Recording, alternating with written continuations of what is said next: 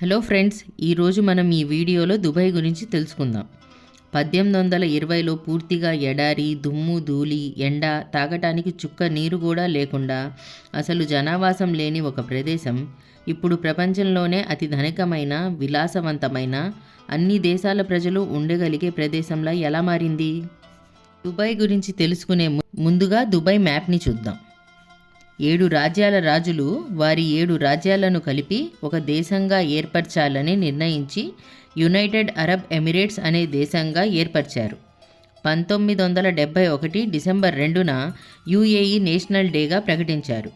రాజ్యాంగ సమస్యలు ఏర్పడకుండా ఉండటానికి, ఎవరి విధులు వారు సక్రమంగా నిర్వర్తించడానికి అబుదాబి రాజు ఎల్లప్పుడూ ప్రెసిడెంట్గాను, దుబాయ్ రాజు ఎల్లప్పుడూ ప్రైమ్ మినిస్టర్గాను ఉండాలని నిర్ణయించారు. 1833లో బనూ యాస్ తెగవారు ఇక్కడికి వచ్చి సముద్ర తీరంలో చేపలు పట్టి అమ్మేవారు. అలా ఇక్కడ జనావాసం ఉండటం మొదలై ఒక గ్రామం ఏర్పడింది. బనూ యాస్ తెగవారు అల్ మక్తూమ్ బిన్ బుట్టీని రాజుగా ఎన్నుకున్నారు. అప్పటి నుండి ఇప్పటి వరకు వారి కుటుంబ పరిపాలనే కొనసాగుతుంది. 1892 సంవత్సరం నుంచి ముత్యాల వ్యాపారం జోరందుకుంది. ఎంతో నాణ్యమైన ముత్యాలు తక్కువ ధరకే అందించటం వల్ల ప్రపంచ దేశాల వ్యాపారస్తులందరూ ఇక్కడ కొనుగోలు చేసేవారు. 1958లో Sheikh Rashid bin Saeed Al Maktoum Dubai రాజు అయ్యారు.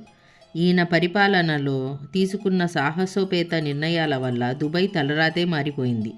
అందులో మొదటిది, చిన్న చిన్న నావలు వచ్చి ఆగే చిన్న సముద్ర శాఖను తవ్వి పెద్ద నౌకలు కూడా వచ్చేలా సముద్ర తీరాన్ని తయారు చేశాడు.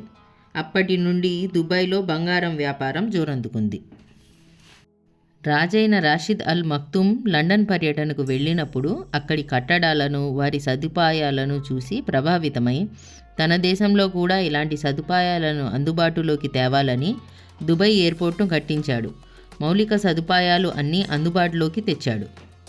1966లో దుబాయ్లో భూగర్భ ఖనిజాలు తవ్వుతుండగా పెట్రోలు లభించింది. కానీ పక్కన రాజ్యాలతో పోలిస్తే చాలా తక్కువ మోతాదులో పెట్రోల్ లభించింది. అప్పుడు రాజైన రాషిద్ బిన్ సయీద్ చాలా ముందు చూపుతో తెలివిగా ఆలోచించారు. ఈ కనుగొన్న పెట్రోల్తో ఆయన అనుకున్న అభివృద్ధి కష్టమని ఆ పెట్రోల్పై వచ్చిన ఆదాయంతో పోర్టులు నిర్మించారు. ఆయన తీసుకున్న ఈ నిర్ణయం వల్ల దుబాయ్ ఆదాయం 10 పెరిగింది. పెట్రోల్తో దుబాయ్కి వచ్చే ఆదాయం 1% జీడిపి అయితే పోర్టులతో వచ్చే ఆదాయం 25% జీడిపి వచ్చేది. దీంతో దుబాయ్లో ఇతర దేశాల ప్రజలు వ్యాపారం కోసం దుబాయ్కి వచ్చి స్థిరపడటం మొదలుపెట్టారు. ఇరుగు పొరుగు రాజ్యాలలాగా కఠిన నియమాలు లేకుండా దుబాయ్ రాజు రాషిద్ బిన్ సయీద్ అన్ని దేశాల, అన్ని మతాల ప్రజలు వచ్చి నివాసం ఉండటానికి అనుకూలంగా ఉన్నట్టు అక్కడి నియమాలను సులభంగా మార్చారు. 1985లో ఎమిరేట్స్ ఎయిర్లైన్ని ఆరంభించారు. సంవత్సరానికి 50 మిలియన్ల ప్యాసింజర్లు ఎమిరేట్స్ ఎయిర్లైన్ ద్వారా ప్రయాణిస్తారు. రాజు రాషిద్ బిన్ సయీద్ తన దేశం టూరిజంలో కూడా బాగా అభివృద్ధి చెందాలని కోరుకున్నారు. ప్రజలు దేశ విదేశాల నుండి టూరిజం కోసం దుబాయ్కి రావాలని పెద్ద పెద్ద ఆకర్షణీయమైన, విలాసవంతమైన కట్టడాలను కట్టడం ప్రారంభించారు. 1999లో సముద్రంలో కృత్రిమ ద్వీపాన్ని నిర్మించి ఆ ద్వీపంలో 7 స్టార్ హోటల్ని కట్టి ప్రపంచ దేశాలు ఆశ్చర్యపోయేలా చేశారు. ఆ హోటల్ పేరు Burj Al Arab 7 star hotel. కానీ ఆ హోటల్ ప్రారంభించే ముందే ఆయన చనిపోయారు. ఆయన కొడుకు Sheikh Mohammed bin Rashid bin Al Maktoum రాజయ్యారు. ఆయన కూడా తన తండ్రి కలలను రెట్టింపు వేగంతో ముందుకు కొనసాగించారు. దుబాయ్కి మరింత టూరిజంను పెంచడానికి ఇతర దేశాల నుండి ఆర్కిటెక్ట్లు మరియు ఇంజనీర్లను పిలిపించారు. పెద్ద పెద్ద sky scrapers, Burj Khalifa, miracle garden, Dubai frame, ఇంకా మరెన్నో కట్టడాలను కట్టించారు. దుబాయ్ ప్రపంచంలోనే టూరిజంలో 3వ స్థానంలో నిలిచింది. దుబాయ్ని shopping capital of Middle East పేరుతో కూడా పిలుస్తారు. ఎందుకంటే దుబాయ్లో ప్రపంచంలోనే అతిపెద్ద షాపింగ్ మాల్ కట్టించారు.